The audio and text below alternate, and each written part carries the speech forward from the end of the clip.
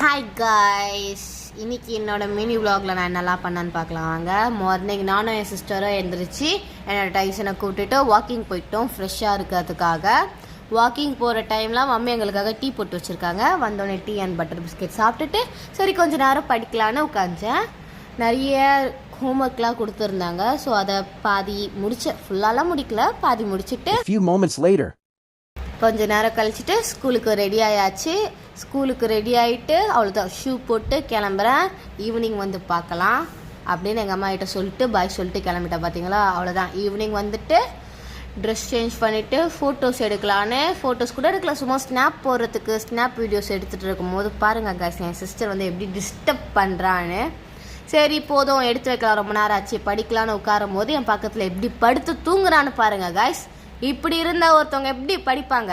லாஸ்ட்டாக என் ஃபேமிலியோட video call பேசிட்டு இன்னைக்கு டே விலாக முடிக்கிறேன். டாடா பாய் பாய். மறக்காமல் லைக் பண்ணுங்கள்.